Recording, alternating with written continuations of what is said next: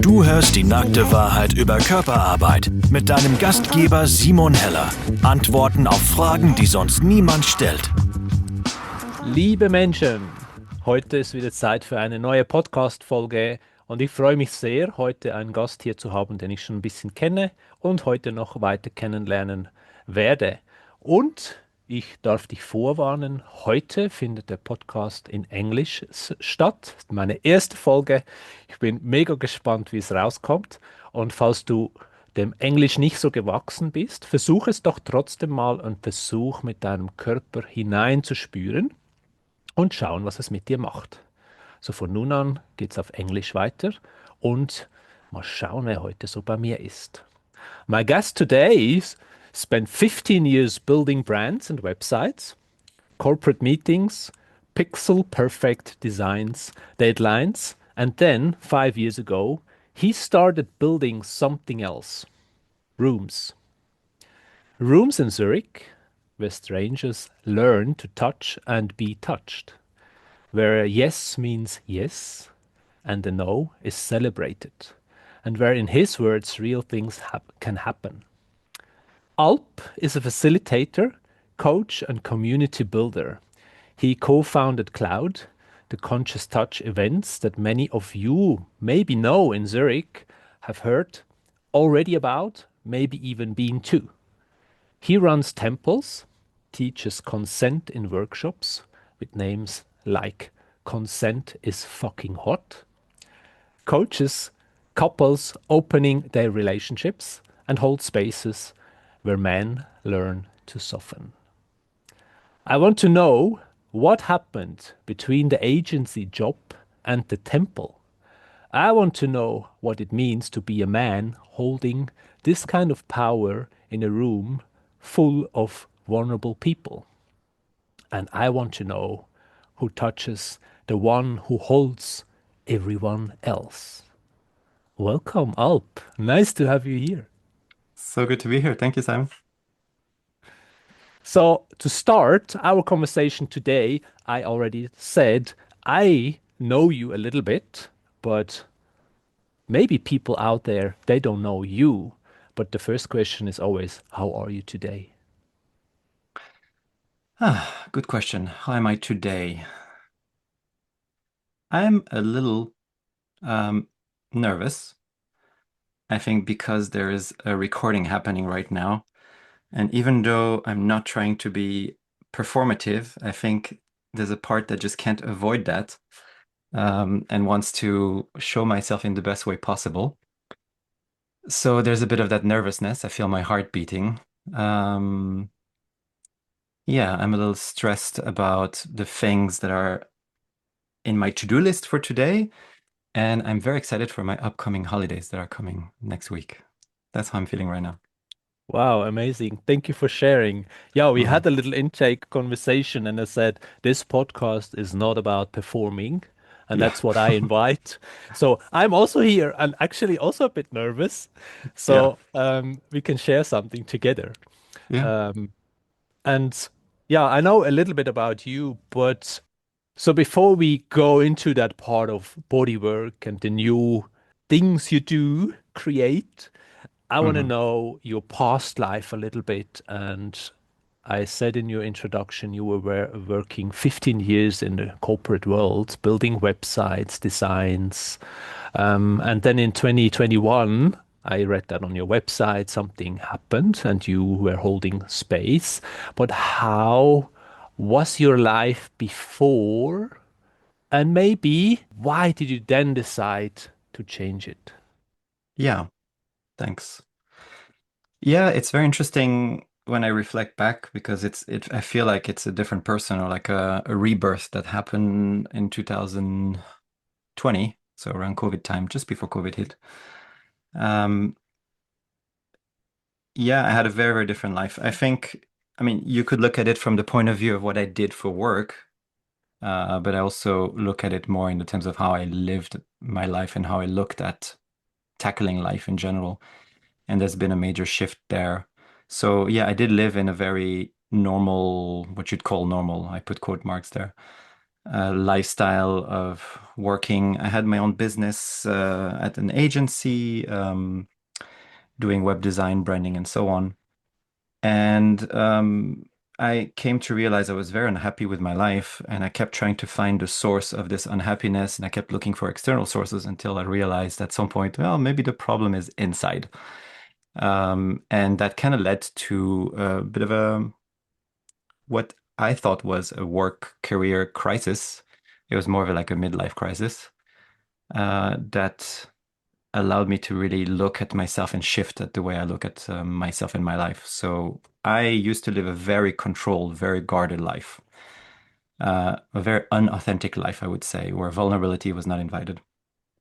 And that shift around that time went completely the other way around, of like inviting vulnerability and authenticity, and through that realizing, wow, there's an Alp in there I don't know, and I'm really curious to meet him and find out who he is.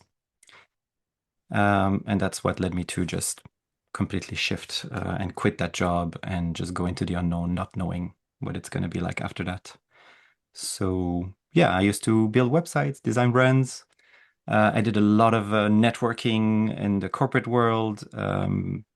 I never really, like you said, I was in the corporate world. I never felt like I was in, because I always felt like I was at the door of the corporate world. I was at an agency. I was self-employed a lot, but I was dealing with corporate clients and so on. But I never felt like I was never employed in a business that was bigger than 20 people, for example. So like this idea of being in a company that's hundreds of people, blue chips and whatever, is very foreign to me. I just kind of had a window to it. Yeah. So I feel like I never fit fully there either. Yeah. And you mentioned performative. We talked about that. I think I was very performative back then. Yeah, as well. I had to show myself in a way that was difficult, I think, because I felt like I'm playing a role that is not me, and I have to pretend I am that person. And I was good at it, um, but it had a lot of weight with it. It's a bit like you're telling a lie and you don't want to be found. So I had a lot of that imposter syndrome thing as well. So in that sharing you just did, is there a moment where you felt like, wow, now it landed, I need to change something? Or was it like a flow state from leaving and then arriving on another place? There was a decisive moment for sure, even though there was a lot of build up to it as well. I think what happened basically is my own business. I had other partners with it. I always felt like I was the fraud there. And I was less and less successful in that business. Like I was losing clients. And at some point, I really had to look at it and say, actually, I think I'm losing clients because I'm not delivering the right quality of job. And I think I'm doing that intentionally, unconsciously, but intentionally. I am actually um, trying to get fired. And to me, it felt like, oh, wow, I'm actually running towards a wall at full speed. And I can see the wall in front of me. And I think I would prefer not to hit that wall because it's going to be super painful. So maybe I need to do something there. And I had a friend who's a coach, and I went to her with a cry for help. It's like, I am running towards that wall. Please help me figure things out. And I went for that one session, and I came out of it as like, okay, I'm quitting. I have to quit. Wow. So that was the decisive moment. Wow. Yeah, thank you for sharing. So you just shared that there was this moment when it became clear, uh, and I want to change something. And this realization, I assume, or maybe you can share how it was for you. Maybe that released some energy in a different direction. How was that transition from being in the office and with these people, and then suddenly knowing, or maybe even not knowing at that point, you will share now, I want to open other spaces, other rooms where people be vulnerable and not performative and even close and intimate. Yeah, it was definitely a lot of energy released. It was very scary, honestly. I had no idea what I'm going to do next. So like that thing you just said about, holding space, opening rooms and so on, I didn't know that's what I'm going to do. I only knew what I don't want to do. And I went into 2020, started 2020 like that. Like I started the year only knowing what I'm not going to do and trying to figure out what it is that I'm going to do next. So it was scary. And then very quickly it became an exploration of myself because I realized for me to figure that out, I need to figure out who I am. And so that's what I worked on a lot. And through my coach that I mentioned earlier, my big process was to realize, well, I have these walls around me. I'm guarding myself. I'm not allowing any vulnerability, and to start letting go of these walls. And that was the biggest process I had to go through. And when I felt like I did, or at least I did it enough, then came a huge desire to discover myself. And there it was, okay, I need to go and explore. And there was COVID happening at the time, so things were a bit slower as well. I had more time to feel myself, but it was really, okay, who am I? And I realized a big way for me to discover myself was in connection with others, to meet people. And I was very much seeking people who are open-hearted, who are conscious without realizing, but that's kind of what I was resonating with. And I wanted to meet these people and through my interactions with them, discover myself. And that led to a lot of things. It led to opening up to non-monogamy back then. It led to me starting to explore my sexuality more, because I felt very blocked there as well at the time. And that led me to go to workshops, to get sexological bodywork sessions, join temples, and so on. And that led to a lot of transformation, which really made me dive deep into myself. A lot of learnings, a lot of growth, and a lot of fast transformation. So and today you opened these rooms. I mentioned it before. So when was the moment when you realized, oh, I could do that? I could Mm. inspire other people. I could be brave to create a room for transformation. Do you remember that moment when you felt like, or maybe even the first time when you were like, let's create a room like this? How was that for you? Yeah, I remember very clearly. It's funny, it's not the way you described it. Like it wasn't a thing where I said, oh, I could do that. It wasn't about feeling my own power of what I can or I can inspire people. It wasn't at all about what it will provide people in a way. It was maybe very self-centered. I was exploring all these things, like I just mentioned. I was going through all these workshops, these very transformative experiences. And at some point, there was this feeling in me like, wow, I'm getting so much out of these. I really want to give back. And I would love to create something of Mm. my own. There's something in me that feels like it wants to come out and create something. I just didn't know what that's going to be yet. It felt a bit like there's a seed in the soil that's slowly getting ready to grow. And at some point, it just clicked. There was this moment I was at a play party. It was very late into the night, so all the fun stuff had happened already, and we were all super chill, super cuddly. And there was this energy of just being, all our needs and desires are fulfilled. There's nothing we need. And it's just so relaxing. Nobody's trying to take anything. We're just in trust in that moment, and we're just cuddling with that trust, with that safety, and with no needs, no desires. And that moment it clicked. It's like, wow, that's what I want to create and offer to people. I would love for people to experience this moment. It's not about all the stuff that happened before. It's about this right now, where there's no need, no desire, just trust and touch. And that's what led me to, okay, that's what I want. And the name also was clear for some reason. It was Cloud. I knew it. Um, and I went into it, and I also partnered with my friend Kasia, who I had met through all of these things. And I told her, and she resonated, and she's like, I want to do the same. So we did it together. But at no moment did I think, am I the right person for this? I had zero experience in facilitation. All I had was my own experiences being a participant. But to me, it was like, yeah, I just really want to offer this thing. And I went into it and I realized, oh, actually, I do have an innate ability to hold space. I still had many things to learn and I made mistakes along the way. But there was kind of that, oh, yeah, this feels natural to me. And that's just how I went into it. Oh, beautiful. I love this story. Mhm. It's like when Thank you. when the universe knows the answer and you start listening and you literally like jump into it. And yeah, I mean, you say you designed rooms where real things can happen. Mhm. So my question for you is like, what's a real thing? Or tell me a moment in one of the cloud spaces or on one of of these events you will never forget. Good question. It's probably many. Don't hold back. Yeah. Yeah. So maybe the first part of the question, what is a real moment for me, or like where real things happen? For me, sometimes when we think about these workshops, these retreats, these festivals, we think a lot about peak experiences. We think about the things that raise dopamine and that just make your oxytocin rush through your body. And for me, that's not necessarily what's real. It can be very real, but that's not necessarily what I'm aiming for. And that's something I also say in my workshops is like, we get to that ceremony at the end where everybody's going to be able to mingle, to connect, to go into cuddling, conscious touch, and so on. And I tell them the point here is not to feel pleasure and joy. That can be one of the things you experience, but it's just about experiencing yourself and what is there. And that can be really challenging or uncomfortable things as well. And to answer that second part, like one memorable moment to me is actually going to be a personal one, like not something I've witnessed, but something I've experienced. I mean, there's plenty of things I've witnessed that look beautiful, but that's their experiences. So it feels weird for me to almost take credit for it. It's just their thing. One experiences I had was there was a very relaxed cuddle jam. So this is like the very free flowy thing. The space is not held in those, like, and it's explicitly told so. So that means I can also participate with my friends and so on.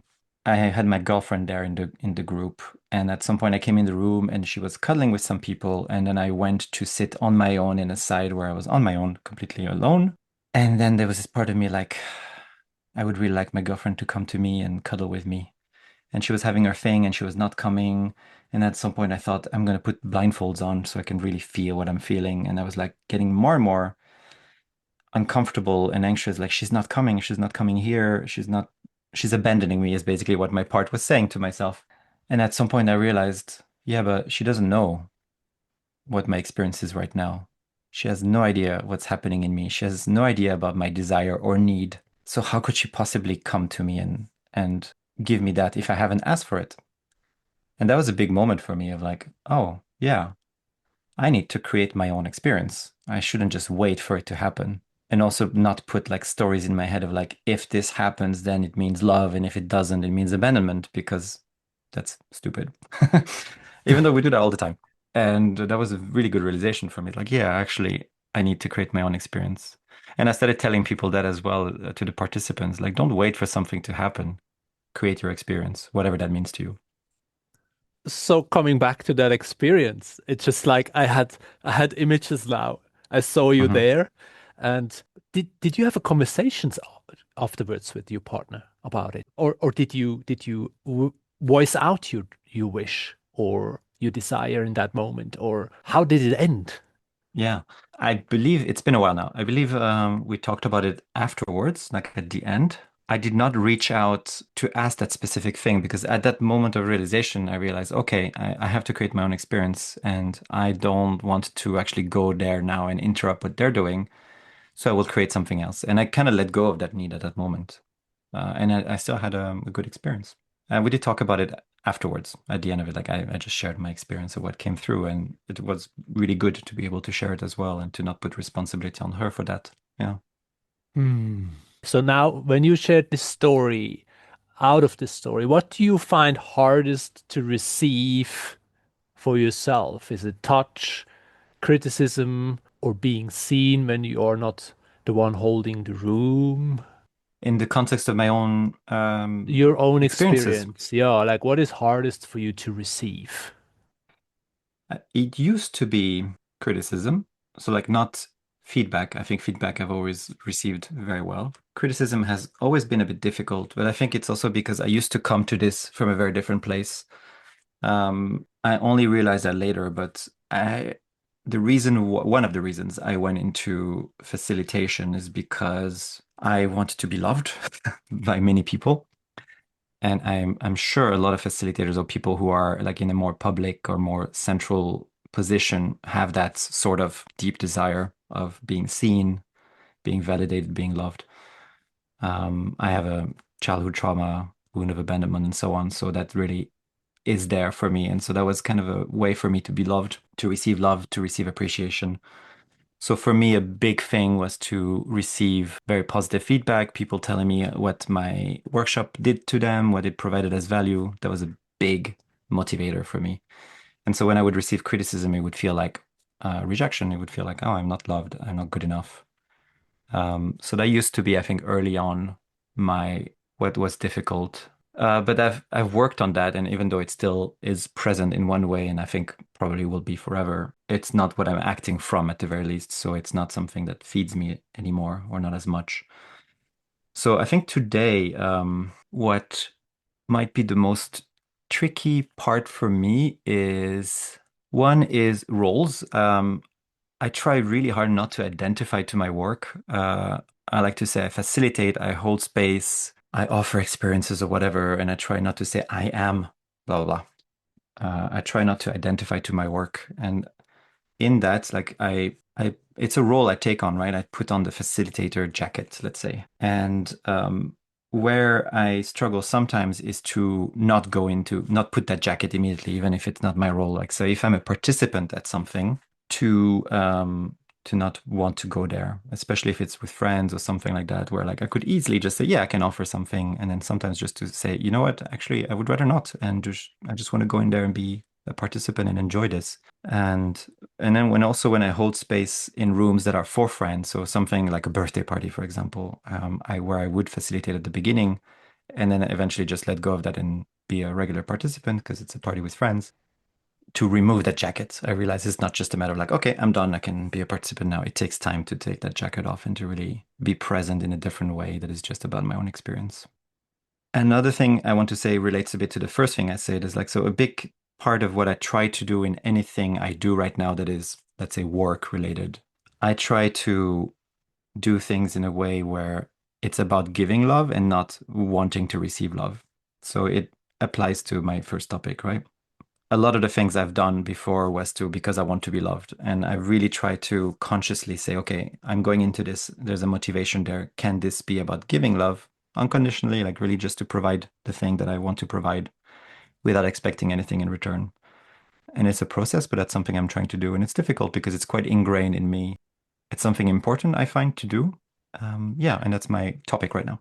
What are you doing in a moment brings me to this questions when you feel like it kicks in now. So you are facilitating, Yeah. and then at some point it's like, but I also have my needs. Like I would also love a hug now. Do you know these moments? Yes, it was more present in the early experiences, like when I was still new at it, because a lot of my drive in like creating a space or a workshop or something like this was oftentimes very self-centered in the way of like, oh, this workshop or this concept or this exercise would be amazing to experience. Like I would love to experience something like this. So I would create things that I would love to be part of. But as facilitator, then usually I can't. That was something I wasn't aware of when I started, but I quickly learned. Um, and so that was difficult because like I would see the experiences happen. I was like, wow, this looks amazing. Like I would love to be in it. And then realizing that's just not possible. So there was a transition phase of like switching from wanting to enjoy the experience to enjoying it through the participants. And I think that's something many facilitators know. This like a compersion thing. You witness the experiences happening and you enjoy them as if they were your own in a way. And that's more how I enjoy the spaces now. And also just to be in that role is very empowering as well. Like it's something where it feels super aligned with me and I just really enjoy that on its own already. Where it comes back, this issue of like not being in it is whenever my friends are in there. Like if my friends are in my experience and I see them enjoy this, it's like, oh, my friends are there. I want to cuddle with them. You know, Then you then have to hold it back. comes Yeah. back. Yeah, Yeah. exactly. Yeah. Yeah. So yeah, we talked now about how it is in spaces, and you shared a bit about your own experience you had once. And if somebody doesn't know about cloud events, Mhm. how would you explain it to them? What events do you offer? What is to expect, as far as you can say, Mhm. to explain what you're doing? Yeah, so the way I usually describe it is that the spaces that I hold are embodied spaces. Like I think the primary element is embodiment. So, and when people don't know what that means, I explain that for me, it's a state where you are connected in your body and with your body, sorry, and you feel what your body has to express moment to moment. So you're in the present moment. You are in the space. You're not in your mind. You're not in your thoughts as much as you would normally be. You listen to your body and you're slow. You take your time, and your body has a lot of wisdom, and it tells you. what it is that feels right or not in this moment. So you feel your boundaries through that. You feel your desires, your needs, and then you can follow that like in a flow. So that's the first step. Then I specify that it's also a lot about conscious touch. And what conscious touch is to me is not just cuddling, because cuddling can be many different things.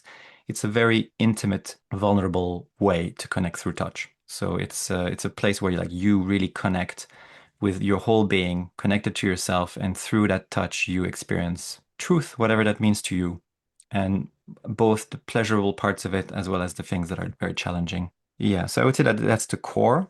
And then depending on the experience itself, I might mention it's about consent work, it's about intimacy, it's about relating. It's a lot about relating as well. But ultimately, because it starts with embodiment, it's connection to yourself. I say before you meet anyone in this room, you meet yourself.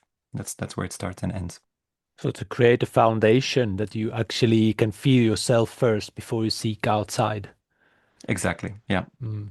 Yeah. And the Mm. more intimate the space, the more important that is, which is why we really practice. Like there's some workshops where we really, really practice the embodiment part and the consent work and so on. Yeah.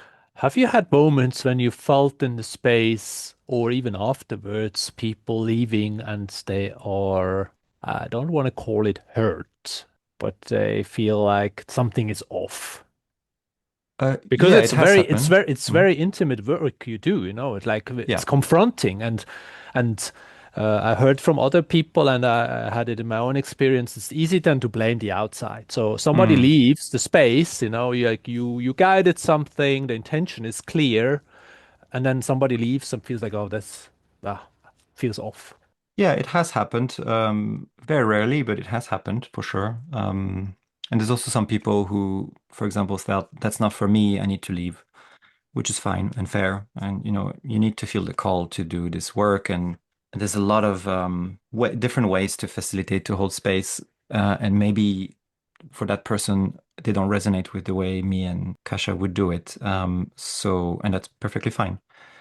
There has been maybe one or two situations where the person really went into their, I'd say, trauma. Is from my perception. I cannot say exactly what happened to that person, even though we talked about it. It's still their own experience, where they went into this like, I want to be saved, and nobody's coming to save me, and then kind of stay in that state. We try to support those things, of course, but there's only a limit to what we can do, and there's always a form of risk involved.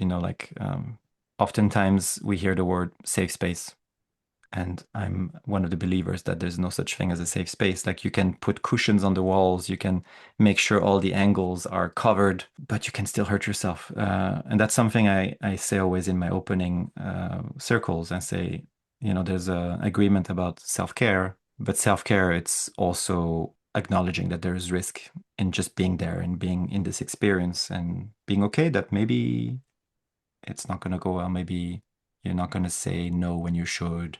You're not going to ask for support. Yeah, and I also try not to de-responsibilize myself from this. Like I hold a responsibility when I hold the space, and I feel like sometimes saying self-responsibility is kind of a way to just, yeah, it's on you. You have to tell me, otherwise I don't do anything. And that's something I learned as well, that no, actually, I am holding the space. I have a part of the responsibility, not the whole responsibility, but part of it. We all share it. And I can also make my own mistakes, of course. And I have, yeah. So like that example of that person I said that went into this thing and waiting to be saved, I saw that person and I was like, yeah, I think he wants to be saved, but he's not asking for it. And maybe I would love him to actually ask for it, to rather than just be waiting to be saved, to ask for it. And so I didn't go. And in hindsight, I regretted it because I felt like, yeah, but looks like he could have had that additional care, or just at least somebody coming to him and saying, hey, do you need anything? And I regretted not doing that because in hindsight, I was like, yeah, that could have maybe just given him a bit of that boost that he needed to do it himself afterwards. And I was a bit too stuck on the lesson to be learned from my perspective, which could have been totally wrong as well.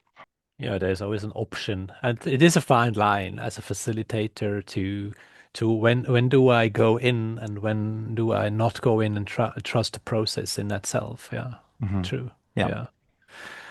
Yeah, thank you for sharing that. And I want to just add one more question in that field because I feel like you have different events you do with Cloud, and what I read on your website is you have some entry-level workshops where you kind of decouple touch from sexuality. Hmm. And then at some point, you bring Eros back into the space. And my question is, so where is your line of when you decide when is the group ready to go from this space, what is just touch, to letting Eros also be in the space? Mm. That's a very interesting question. Well, first, I don't think I'm the one to say when they're ready or not. I think they can only answer that themselves. I try to give the information and I try to support them, but then ultimately they decide. What's interesting is because my personal exploration when I went into this has been very focused on sexuality because I felt very blocked there at the time. So I really wanted to understand my sexuality better. So that's where I went. And then when I started offering things, I offered things that were very much non-sexual. And it was interesting because in my mind, it was going to be in that realm. But then I realized I want to do it differently because my own exploration, I feel, taught me something about sexuality that I thought I want to offer a different route towards that. Yeah, because like one of my learnings was, wow, it's just so easy to go into sexuality. It's like this bright light in front of you, and it's just so juicy, and you can so easily go there. And there's a lot of learnings that can be made there for sure. Like, I'm not saying people should not do that, but I also realized there's so much also if you don't go there. And I've had such big learnings and realizations, and also just areas of possibility that opened up whenever I was told you cannot go to that sexual space. And that's where I was like, wow, people are really missing out. It's like you're at an all-you-can-eat buffet and you only go for dessert. But there's so many other amazing things you can taste. Yeah, so for example, one thing that I started experiencing privately, like I had a group of friends who used to do a sauna experience because somebody had a sauna in their garden, and it was a sauna cuddling evening. And we would enjoy both sauna and then cuddling and then sauna, and we were all naked the whole time. But there was a rule that it cannot be sexual. And at the beginning, I struggled with this because they were like such beautiful people, all naked, and we're all touching their skins. Of course, my body has been conditioned to go into that sexual energy. But at some point, I let it go. And the moment I let it go, it was such a relaxation in my body. I was like, wow, that's just so good. And I can enjoy this so much when I don't feel the need to bring it to that sexual space. And at some point, like I think people need to experience this. They need to feel this touch without the need to go to escalate to reach a goal. And then I started offering that as well publicly. So a lot of the stuff I did was just, yeah, we are sexual beings, but let's explore all the other things. And then offering the things about that are more in Eros came mainly because at some point I realized I would love to offer something that's a bit different from what's already being offered. So like temples, there are quite a few temples offered that invite Eros exploration, and they're really good ones. And then at some point in like festivals, I started offering them just for fun. And then I did it with my friend Tinka, and we realized, wow, we do it so well together. Like our collaboration is so good. So maybe we could do that again. But when we decided to offer it, we thought, let's just do something more advanced for people who've done already a lot of that and they want to go even deeper. And then we're like, okay, that is not something that you can easily find in Zurich right now. So let's do that. So Yeah. if somebody is listening now and hears the word temple, maybe for the Hmm. first time, just give a little bit of content to it. My description of a temple is a bit different from other people, or at least what the expectations are. But if you start at a very simple level, for me, a temple is a place of celebration. It's a play space for adults, so people can play together. But it's a celebration of life, so anything can happen there. It can be that you are purely on your own and you meditate the whole time. Maybe you're having nice chats with people. Maybe you go into play fighting with people. Maybe you go into sexuality with people. It's a spectrum of all of those things that can happen. You can fall in love, you can get a heartbreak, all of that within the same evening. Yeah, it's a space of celebration of life and of eros, life energy. A lot of people reduce it to the sexual component of it. It's a place where you can go into sexual interactions, and yeah, you can do that. And especially if it's let's say, a beginner-friendly temple, the chances of that happening is likelier just because people, when they're new to these spaces, are attracted to that for good reasons. But I just want to say that it's not the only thing it can be. I love to say, people say temples are sex positive spaces, and I say no, they can be, but they are not. They just can be. Don't know if that gives a full picture of what the temple is. Yeah, I think it's a very nice picture that comes up because the component of temple and sexuality is mostly together. And it's also kind of what you just shared before about you can be naked with other people and not being sexual. Hmm. You can be in a temple and enjoy the space and not being sexual, but you can. Hmm. So the possibility is there. And I think that's something people should understand when they hear the term temple, because I know it has also a capacity for triggers in that Yeah. sense, because it's sometimes people use the name for something. It's the same with the word tantra. You can cover it under a name or a term. Mm. So Yeah. yeah. I have something that interests me personally because I'm a male body being. And I saw in your FAQs on your website, you invite men who don't want to touch other men to challenge their patterns. And I Mm. had a podcast show before uh, where I talked with someone about it. And I even had guests who experienced that for the first time, being touched by another man and something completely new. So my question for you is like, where is the actual invitation for another male body being to try it out and maybe change their patterns, and where does the pressure begins? What do you mean by the pressure? To kind of like I use now this sentence about, yeah, if you're not open to that, this event is not for you. So Mm. it could potentially pressure someone to go, I'm just saying that out now, going over their boundaries because they want to go to that event, but I'm actually not open to it. And there's this little space in between about why am I actually resisting that? What is Mm. what is the truth about it? Yeah. So your Yeah. experiences with that, because you invited actively on your website. Yeah.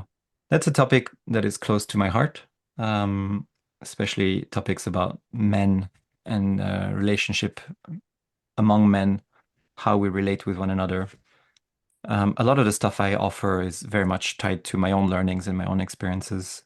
I used to have a terrible, terrible way to relate to men, very much anchored in comparison, judgment, competition.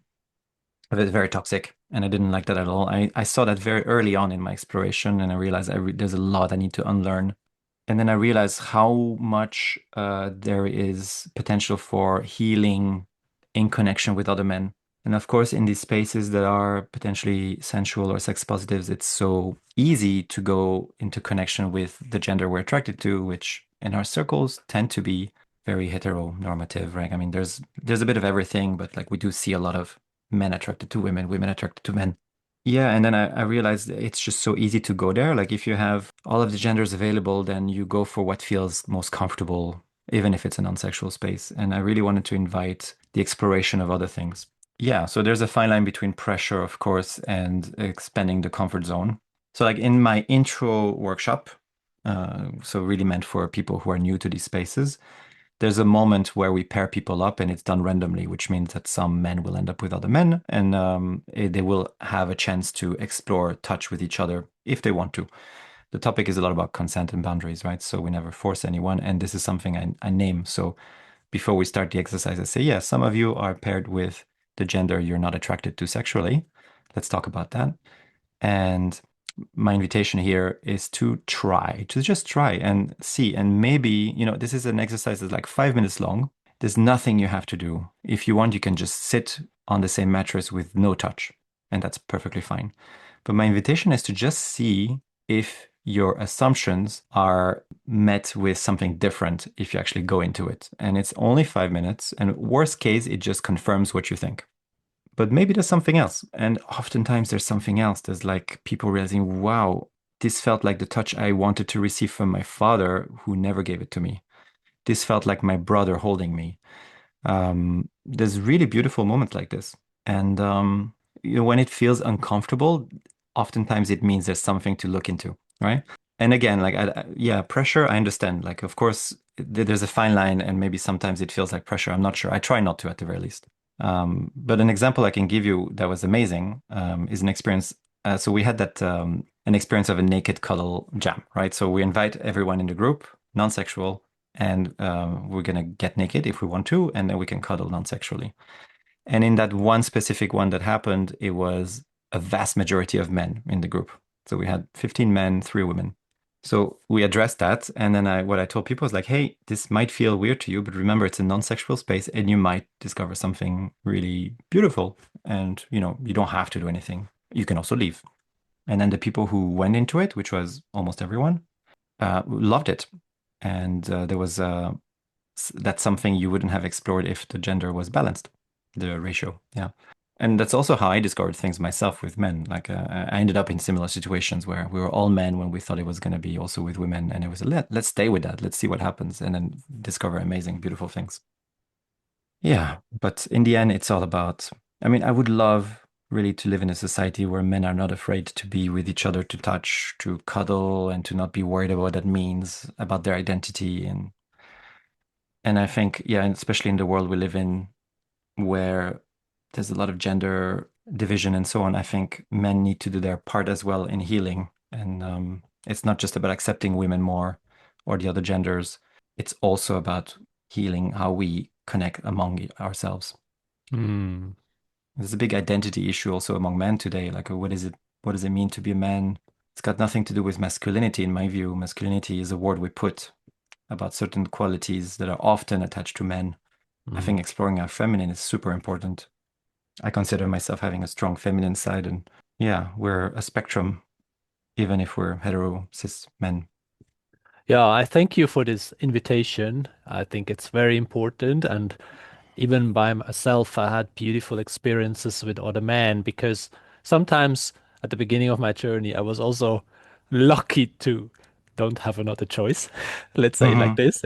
Yeah. So I grabbed the opportunity and said, okay, let's see it. And yeah, it changed my perception of being with another male body, with another brother. Yeah. Mm. And and I loved the moment when you started sharing how you smiled. I really loved your face about seeing that what maybe other people not see or feel in the first moment when they realize, oh, 15 male bodies in the space, and actually here I just wanted to have a female body, and I know that completely. Yeah. So Mm. thank you for sharing how you incorporate that in your work and how it works out most of the time. So yeah, there's always a moment or a person who feels like, no, it's not for me, and that's also fine. It's like Yeah. there's always the right moment for it. Yeah. Yeah. You cannot force these things anyway. Yeah. Yeah.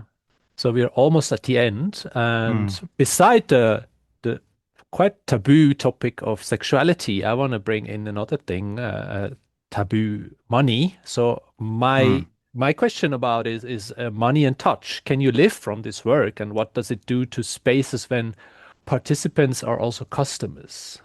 Yeah, that's an interesting topic. Money is so charged, it's crazy. The As moment you bring sexuality money, too, right? yeah, true. Yeah. I mean, there's an energy to money, right? So, like, whenever we're talking about money, things happen, things change, things get sensitive. And then we have money blocks within ourselves and so on. I have plenty, and I've been working on that. It's been for me a challenge just to be able to say, can I live from this? Like, is it okay to ask for money? If I ask for money, does it make it less authentic what I'm trying to provide? I struggle with that because I felt like a lot of people think it has to be free or donation based, or otherwise it's just for the money. And I guess in a way I also believe it a little bit because that's the thing, that's the judgment I worry about, and I worked a lot on that. I've come to accept the fact that, yeah, I mean, I am providing something that brings value and that should be a return in some way, and I need to make a living and I need to pay my rent and my bills, and so I think it's okay that I'm asking for money. And then even if it's for the greater good, that it's also okay that I get money for it. Um, can you live from it? I'm still trying to figure that out. It's I am not making enough to make a living just from that, to be clear. And I think many people don't either. Yeah, it's difficult to know. Like, there's a lot of things we don't talk about among facilitators. Like, many of my friends are facilitators. You look at some people's Instagrams, you're like, wow, they're so successful. They're traveling the world, giving workshops and festivals around the world. But are they? I don't know. it's an image, right? Sometimes you get that impression that they're very, very successful, but it's their Instagram. It's very catered content. Yes. Yeah. So I don't know. I think some people do. And I Yeah. think that you need to, this is always the tricky bit because for me, it's a passion. It's something I love doing. It's also something you have to think about like a business, like how do I get enough money that I pay my bills? And how do I make this in a way that still feels authentic? And that's not just for the money. It's not an easy thing to answer. And then again, money blocks, psychological aspects of it that make things difficult. Am I worthy? It's not an easy thing to answer, really. Like I don't have like I figured it out type of answer. I haven't. Still trying to. Yeah. Yeah. Thank you for being authentic in that way too. The two big taboos we don't speak about sexuality and money. Yeah. Mm. Oh, what's a nice time with you here, Alp. For before we end, I have one last question for you. All right. When you are the one who needs holding, who Mm. holds you? Yeah, good question. So I have a small group of really close friends that I can reach out to when I need support. I It's difficult for me to ask for support. I've gone through a few small emotional breakdowns or burnouts because I waited way too long to ask for that support and tried to hold all of it on my own. Yeah, chosen family is my answer. It's the people I love and that I feel the safest with to really be myself and to cry and to express what I'm feeling without worrying about their judgment. Family members as well, but like most like the closest friends I have would be the ones. Thank you for sharing that. And I know we could continue for so much longer. I know you have an amazing platform. You have so many other sides of you we haven't really covered today.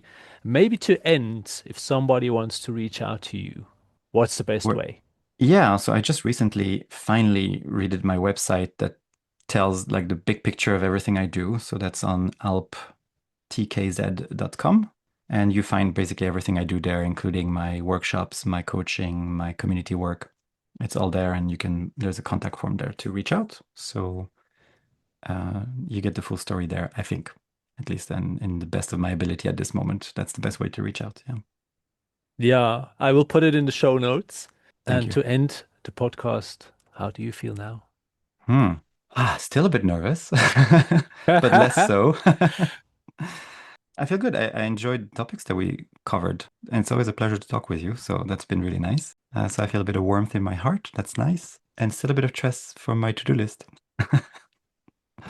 Yeah, I will Yeah. let you go now to the rest of your day. Thank you so much for taking time. I feel very touched by your story, by your sharings, and I Thank feel you.